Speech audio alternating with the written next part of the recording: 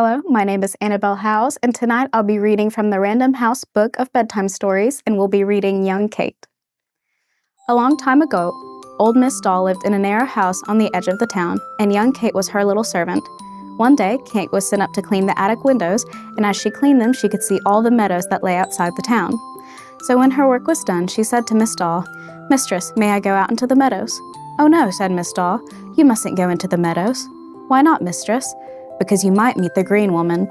Shut the gate and get to your mending." The next week, Kate cleaned the windows again, and as she cleaned them, she saw the river that ran into the valley. So when her work was done, she said to Miss Doll, "Mistress, may I go down to the river?"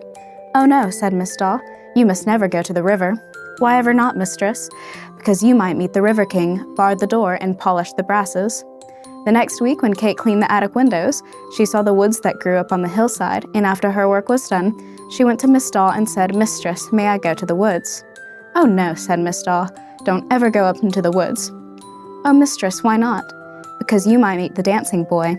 Draw the blinds and peel the potatoes." Miss Doll sent Kate no more to the attic, and for 6 years, Kate stayed in the house and mended the stockings, polished the brass, and peeled the potatoes. Then Miss Doll died, and Kate had to find another place. Her new place was in the town on the other side of the hills, and as Kate had no money to ride, she was obliged to walk. But she did not walk by the road. As soon as she could, she went into the fields, and the first thing she saw there was the green woman planting flowers. "Good morning, young Kate," she said, "and where are you going?" "Over the hill to the town," said Kate. "You should have taken the road if you meant to go quick," said the green woman, "for I let nobody pass through my meadows who does not stop to plant a flower."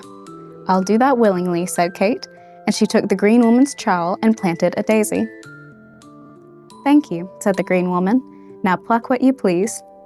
For Kate plucked a handful of flowers, and the green woman said, "For every flower you plant, you shall always pluck 50.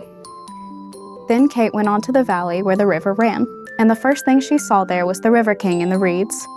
"Good day, young Kate," he said, "and where are you going?" "Over the hill to the town," said Kate.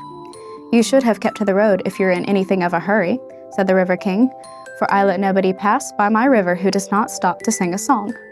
"I will gladly," said Kate, and she sat down in the reeds and sang. "Thank you," said the River King. "Now listen to me." And he sang a song after song while the evening drew on, and when he had done, he kissed her and said, "For every song you sing, you shall always hear 50.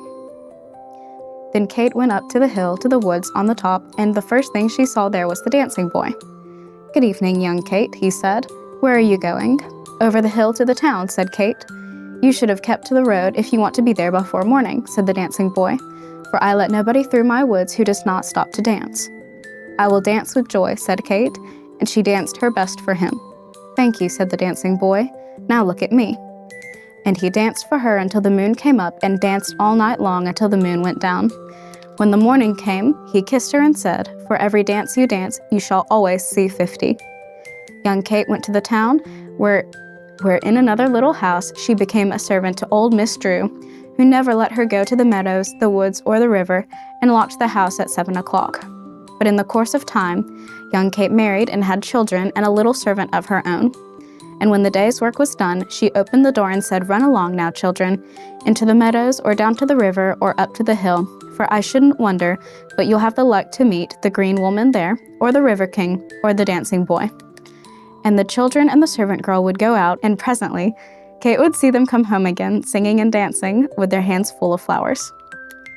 Thank you and sweet dreams.